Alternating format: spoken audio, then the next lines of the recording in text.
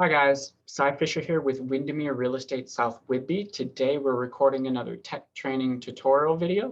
We're going to be working in Moxi Engage, our CRM or Customer Relationships Management tool. I'm going to show you guys how to use the email building tool within Engage to create beautiful looking emails that you can then add to your own custom email campaigns. So the whole idea is to create a lot of value in a campaign you'd sign your current clients up or potential clients up for, and then you're going to be automating your touch points with them and sending them valuable information, once a week or however you set it, till they're ready to buy or sell. And then you're going to be the person who's top of mind when they are ready to buy or sell because you've been sending them that information. So the idea is to provide a lot of value in the custom emails you're creating. Today, we're going to show you how to make those emails. So let's go ahead and get right into the tutorial.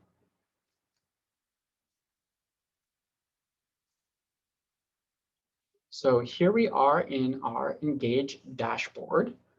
From here, you're going to want to head over to the Campaigns tab right here. From here, you got two sections. You got My Campaigns and you got My Emails. Today, we're going to start by creating a custom email, and then in another tutorial, I'll show you how to add that to a custom campaign we're going to create. So let's go over to My Emails. And if you've added any campaigns that the brokerage Windermere has made for you already, you're going to see those emails here, and you can come in and preview them and edit them. Today we're going to start from scratch. So what I'm going to do is I'm going to come up here to Add from Library.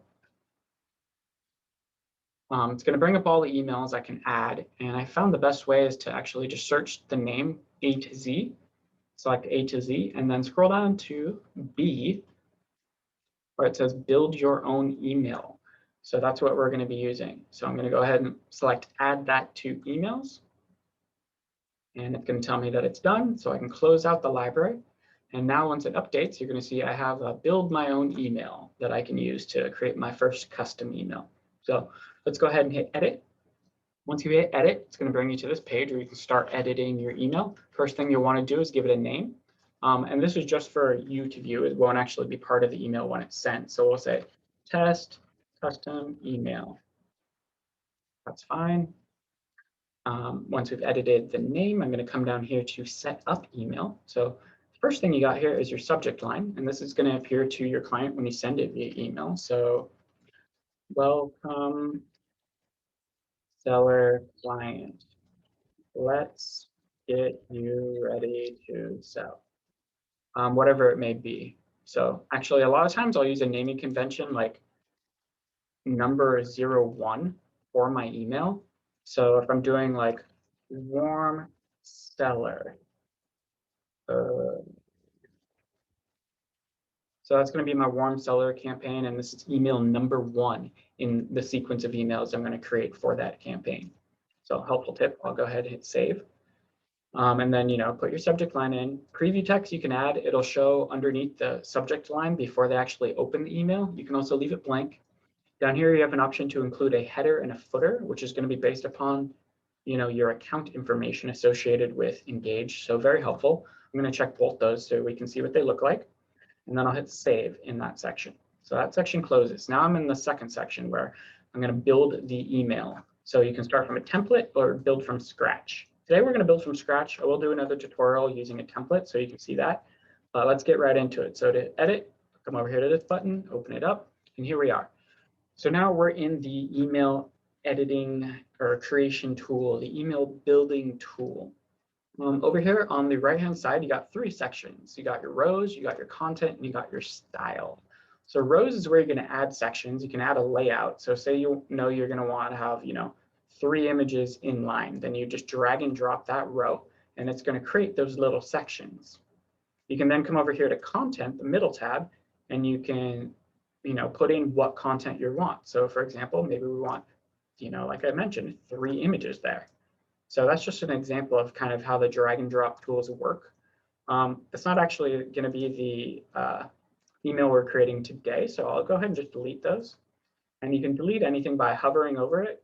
I mean, not hovering over, but left clicking on that section, and it'll bring up these little tools here. So I'll just hit the little garbage can. I'll get rid of that whole section. So it starts you off with, let's clean this up. one section to start, one column at the top. So what I'm going to want to do is I want to put an image for the first thing in my email. So I'm going to drag and drop that image over to the column. So now I have a box where I can add an image. Follow instructions, double click to insert image. So that's what we're going to do. I've already uploaded a couple images here, but basically you can drag and drop your files or upload an image to your account using this button here. Once you have the image that you're wanting to use, you're going to go ahead and select it. And then you can close this out and it's going to have that image there for you to use. So once the image is there, you may want to modify it still. So if you left click on it and come over to the right hand side, under style is where you're going to edit that exact content box. So right here we can change the width and it changes in proportion, which is nice. So let's say we change it to 300. Well, it's going to drop it down in proportion to 300 wide, which to me that seems fine for this. Or if you want it larger, you can go 350, hit enter, and it's going to change it for you so you can see it. Next, we'll just do like a standard text section. So I can drag and drop that right here, and it's going to create a whole new section for me with text. And what's cool about the text section is it starts with a title already there for you, and then some text where you're going to put the body of your content. It's pretty similar to most text editing tools you're going to see. So you have all your options here, type of font, rhyming, type of your paragraph format. So essentially this is a heading number 1. Maybe I want that slightly smaller in a different style. I can change it to heading 2. So you can easily select a different style by doing that. We'll leave it as heading 1 for now. Down here, you can change the font.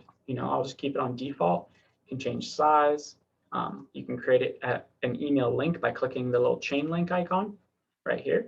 So if you want the text to link somewhere, you're going to put your web address in right here.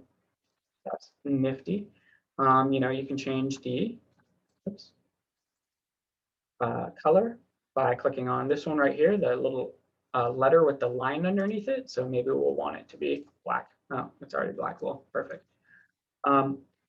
You can also do a background, which is kind of interesting. First, you have to highlight. So if you left click on here, it's going to allow you to edit the text just by clicking and highlighting it. And then you can put a background to it if you'd like. But if you want to highlight something, we'll just leave it as not highlighted for now for our purposes. Now, one thing I do want to show you too is what's kind of neat is these are going to be emails sent out to a variety of people. So if you actually want to use a person's first name or whoever it is, it allows you to use this little tool here, insert placeholder. What this does is you can insert your own name based upon the information in your account or your contact's name. And it's based upon how you entered your contact into Engage. So if I left click that, it's going to say, hey, it's going to put the contact's first name here. So it'll say, hello, Joe, if this email is being sent to Joe. If there is no contact first name for some reason, you can also set a default that it'll revert to. So I can put hello there, or I can put hello nothing, or comma. I'll just put hello, comma. That'll work. Or how about, yeah, hello, comma. Sure, that works for this demonstration. So pretty neat. There's different placeholders you can use. You can put in, your designation, your title, and this is all based upon the information that's already in your Windermere account, your hub account. So pretty cool. So next, let's edit the text real quick. So it's kind of something useful to tell people what the email is going to be about. So I'll just cut and paste this here. Selling a home was a big decision. I'm here to make sure you're doing everything right and not leaving money on the table! Exclamation point. So that's the text section. Let's go over to the different types of content we can add. So what do we want to add next? Maybe we want to add a button. Let's test that out. So I can put a button down here.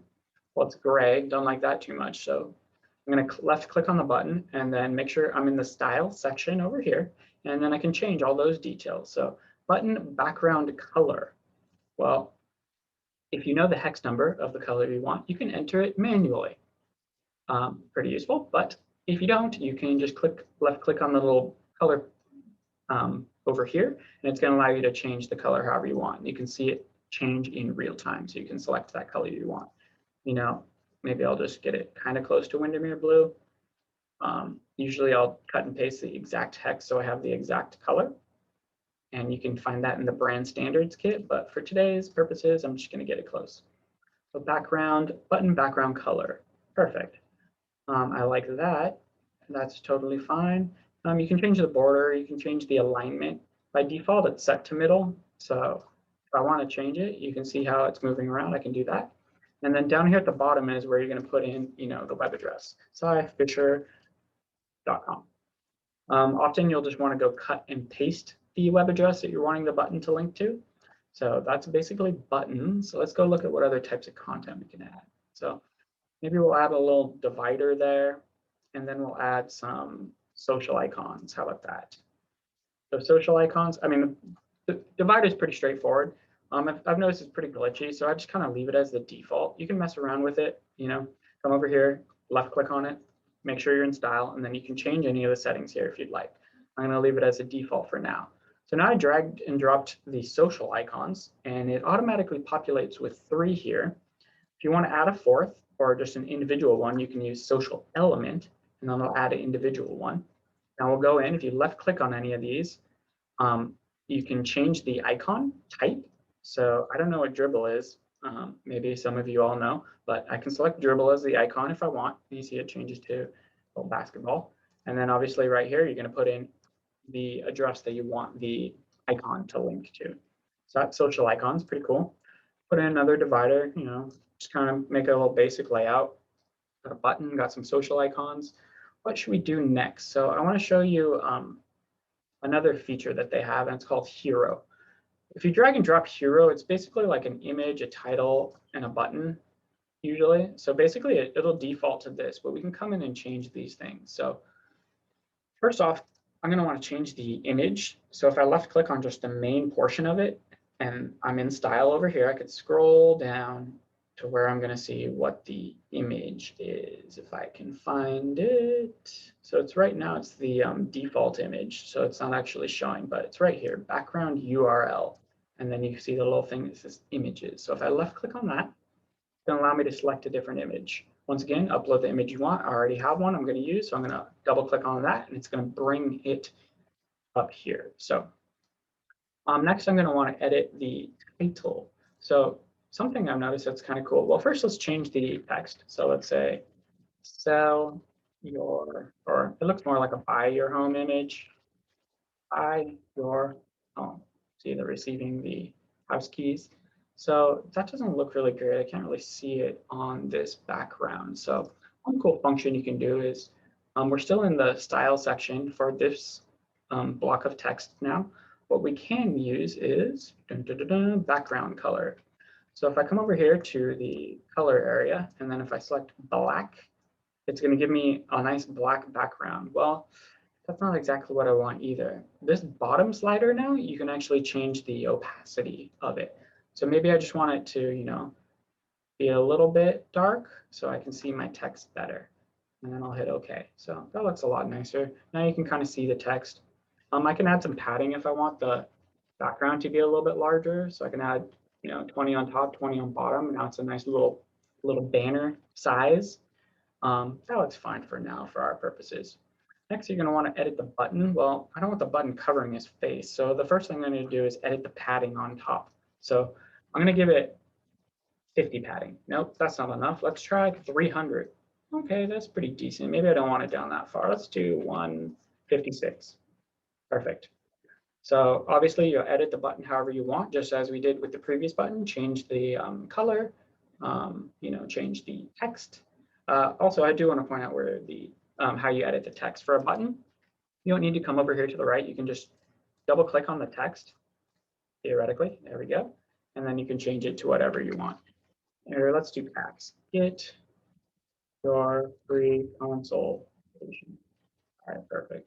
So we'll make that link to, a submission form where they can give us their details, or you could link it to create an email to your email, whatever you want to do, however you want to link it. So that's basically it. Obviously, you can change the background, as I mentioned before. Let's just do it real quick since we're here. Kind of make it, oh, I clicked on border. That's fun. No, I don't want a different border. So you know what I'll do? I'll just copy this hex number, go back up to background color and paste it here and hit enter. Oh, see, these are the fun things you can do when you're putting things in the wrong field. No, I don't want a color for the total background of the section, which is what I just did.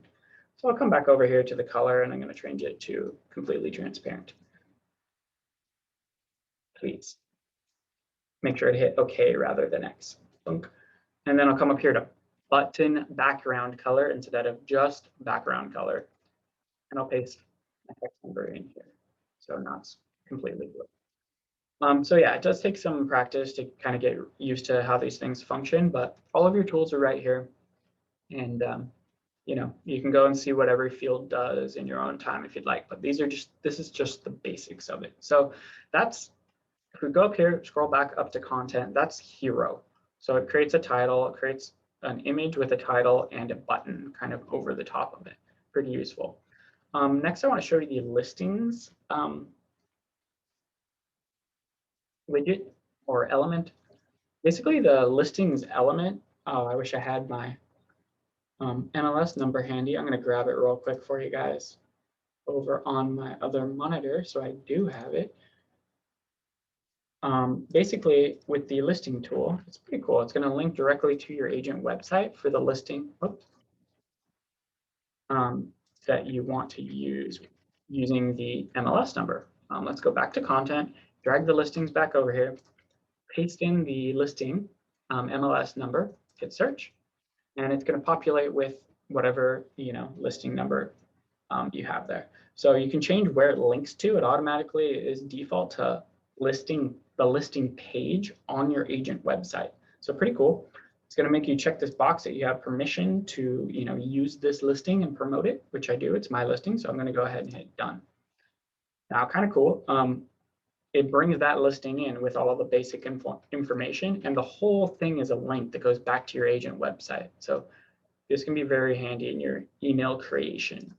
I don't really like how it looks directly against this top image. So I'm going to use another thing we have in the content section over here, a spacer. Actually, so first I'll put in a row.